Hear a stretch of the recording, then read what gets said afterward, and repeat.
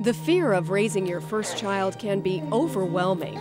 For many new parents, the anxiety starts before birth and continues for weeks after. Amy Gastaburo still remembers the questions that echoed in her head. At the beginning, the labor and delivery, was he going to be healthy? How is that going to go? And then it was bringing him home, what do I do with him now? And all the basics, bathing, feeding, his crying, how am I going to know what's wrong? How am I going to know what's due? Am I going to be a good mother? Amy and her husband Greg found the first couple of weeks with their newborn to be extremely difficult. They were frustrated and stressed out by the responsibilities of being new parents. Being a new parent affects me both mentally and physically, in the fact that I worry a lot about their well-being and providing for him and making sure he has all the right stuff and eats right, he's healthy and mom's healthy.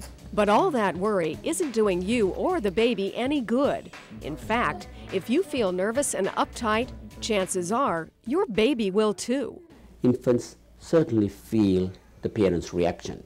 They don't talk, but as you know, you can see the facial expressions, the smile which is there. They don't smile. You can see a staring expression when they're frightened.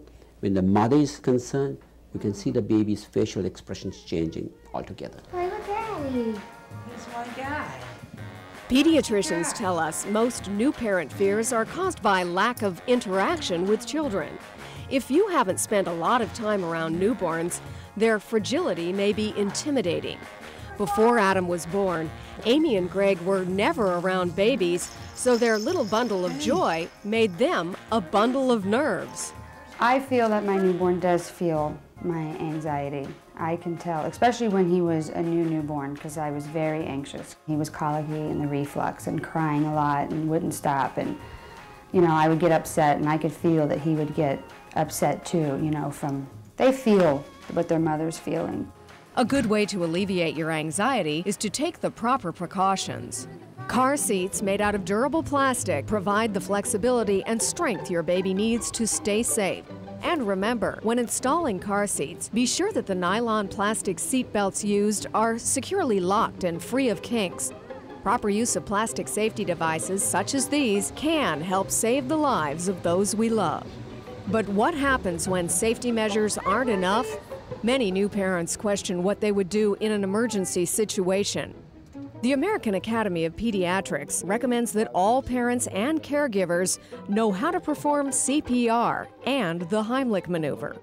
You should also keep the following numbers handy by taping them by a nearby phone: your home phone number, mobile number, and address, your child's pediatrician, emergency medical services, the police, your hospital, and Poison Control Center.